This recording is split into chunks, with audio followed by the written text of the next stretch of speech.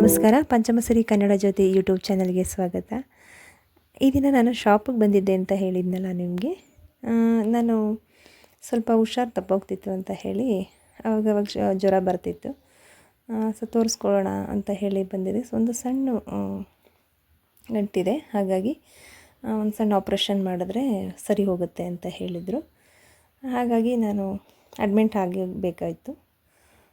So one day ಅಲ್ವಾ ಅಂತ ಹೇಳಿ ಜಸ್ಟ್ ಇಮಿಡಿಯೇಟಾಗಿ ನಾನು ಅಡ್ಮಿಂಟ್ ಆಗಿಬಿಟ್ಟೆ. ಯಾಕೆಂದರೆ ನೆಕ್ಸ್ಟ್ ಹಬ್ಬಗಳೆಲ್ಲ ಬರ್ತಾ ಇರುತ್ತೆ, ಆವಾಗ ಹೋಗಿ ಮಾಡಿಸ್ಕೊಳ್ಳೋದಕ್ಕೆಲ್ಲ ತೊಂದರೆ ಆಗ್ಬೋದು ಅಂತ ಹೇಳಿ. ನನ್ನ ಮಕ್ಕಳು ಡೆಲಿವರಿ ಆಗಿದ್ದು ಮತ್ತು ನಮ್ಮ ಅಜ್ಜಿ ಅವಾಗಿಂದನೂ ನಮ್ಮನ್ನು ಇದೇ ಆಸ್ಪತ್ರೆಯಲ್ಲಿ ತೋರಿಸಿ ಹುಷಾರು ಮಾಡ್ತಿದ್ದಿದ್ದು.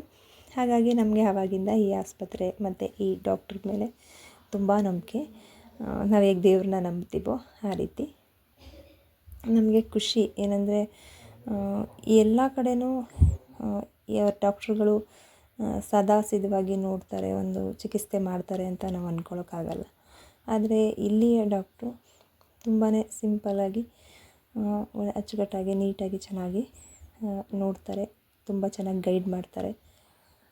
ಇಲ್ಲಿ ಫೆಸಿಲಿಟೀಸು ಅಷ್ಟೇ ತುಂಬ ಚೆನ್ನಾಗಿದೆ. ಎಲ್ಲ ಥರ ಫೆಸಿಲಿಟೀಸ್ ಇದೆ. ಜನರಲ್ ವಾರ್ಡ್ ಇದೆ, ಸೆಮಿ ಸ್ಪೆಷಲ್ ಇದೆ, ಹೈ ಸ್ಪೆಷಲ್ ಇದೆ. ತುಂಬಾ ಚೆನ್ನಾಗಿದೆ. ಹೊರಗಡೆ ಎಲ್ಲ ತುಂಬ ನೀಟಾಗಿ ಇಟ್ಕೋತಾರೆ. ಈ ಡಾಕ್ಟ್ರ್ ಬಗ್ಗೆ ಹೇಳಬೇಕಂದ್ರೆ ನಂಗೆ ತುಂಬಾ ಖುಷಿಯಾಗುತ್ತೆ. ಇಷ್ಟು ಏಜಲ್ಲೂ ಕೂಡ ಅವರ ಡಿಸಿಪ್ಲಿನ್ ಇರ್ಬೋದು, ಅವ್ರು ನೋಡೋ ರೀತಿ ಇರ್ಬೋದು, ನನಗೆ ತುಂಬ ಖುಷಿಯಾಗುತ್ತೆ. ನಮ್ಮಮ್ಮ ಅವರು ಅವಾಗಿಂದನೂ ಇಲ್ಲೇ ತೋರಿಸೋದು.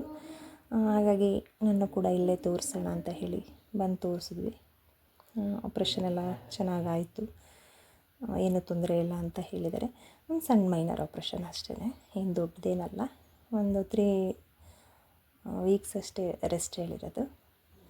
ಹಾಗಾಗಿ ನಾನು ನಮ್ಮ ತಾಯಿ ಮನೆಗೆ ಬಂದುಬಿಟ್ಟಿದ್ದೀನಿ ರೆಸ್ಟಿಗೆ ಅಂತ ಹೇಳಿ. ನಮ್ಮ ಮನೇಲಿ ಬಂದು ಲಿಫ್ಟ್ ಹೋಗಬೇಕಲ್ಲ, ಸೊ ಹತ್ತಲಿಕ್ಕೆ ಸ್ವಲ್ಪ ಪ್ರಾಬ್ಲಮ್ ಆಗುತ್ತೆ, ಲಿಫ್ಟ್ ಪ್ರಾಬ್ಲಮ್ ಇದೆ ಅಂತ ಹೇಳಿ ಅಮ್ಮ ಊರಿಗೆ ಹೋಗೋಣ ಅಂತ ಹೇಳಿ ಊರಿಗೆ ಕರ್ಕೊಂಡು ಬಂದರು.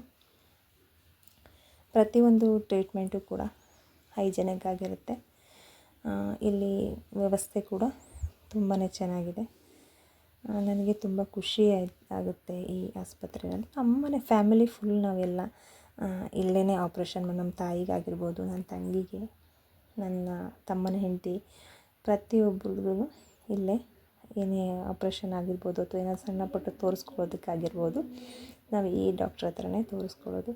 ನಿಮಗೆಲ್ಲ ನಾನು ಗಂಜಿ ತೋರಿಸ್ತಾ ಇದ್ದೀನಿ, ಅಡುಗೆಗಳೆಲ್ಲ ಮಾಡಿ ತೋರಿಸ್ತಾ ಇದ್ದೆ. ನೋಡಿ ಇವಾಗ ಗಂಜಿ ತೋರಿಸೋಂಗೂ ಆಗ್ಬಿಟ್ಟಿದೆ. ಸೊ ಏನೂ ಮಾಡೋಕ್ಕಾಗಲ್ಲ. ಒಂದು ಒಳ್ಳೆಯದು ಕೆಟ್ಟದ್ದು ಅನ್ನೋದು ಮನುಷ್ಯನಿಗೆ ಬಂದೇ ಬರುತ್ತೆ. ಅದನ್ನು ಎದುರಿಸೋಷ್ಟು ಧೈರ್ಯ ಆ ದೇವರು ಕೊಡ್ತಾ ಇರಬೇಕು. ನಮಸ್ಕಾರ, ಧನ್ಯವಾದಗಳು.